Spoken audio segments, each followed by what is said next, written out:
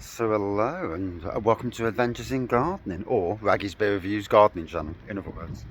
So obviously in the winter months it's a good time to do work, and I don't like to spend too much money on the garden. Reason being, I've got enough money to spend on, enough things to spend on. So we've had a bit of a change around this year. The neighbours have put a new fence in over there. Now I had a hedge in front of the fence, and basically I've chopped the hedge back, and it's Portuguese laurels. So there's 1, 2, 3, 4 of them, and as you can see there, I'm not sure if I can flip the camera around because it'd be easy to talk. But there we go. So yeah, there's the Portuguese laurels. And so I had to prune all them back, and I've lifted loads of plants in the garden, basically gone all the way around the garden, laid some more slabs down. These have got to be lifted up on a drier day, not like today obviously, but lifted up and then levelled off and put back down properly. But there, I've put anemones across there with, I can't remember the flipping name of them now, syrinchiums, blue syrinchiums dotted with them. At the back along here, this leads to the back of the garden, to no man's land basically.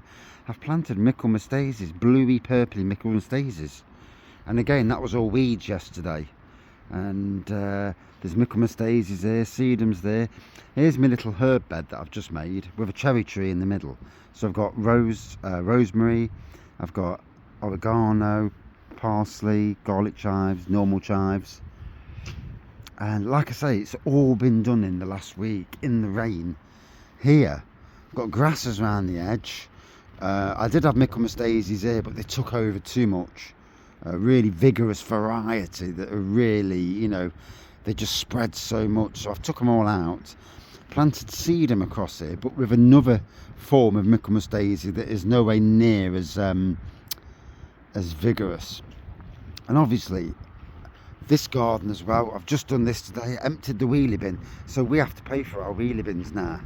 So what I've done, I dug a big bloody hole, got rid of all the weeds and there was a lot of plants, but there were so many weeds that I dug the lot up, dug a massive hole, buried the weeds, emptied the wheelie bin after a year. Stunk like hell, but it'd be really good underneath.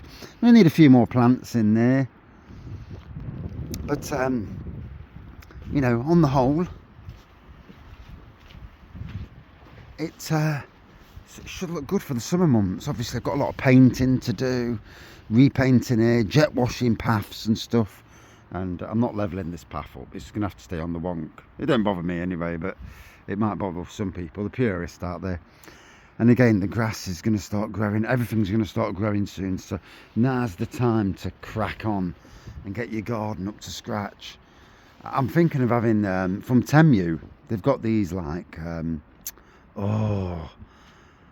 lights on with like 150 foot long, I can't remember the name of them now, festoon, and they're like 25 quid for 150 foot length, which is enough to go from the house to the shed, round the shed and back up to the house.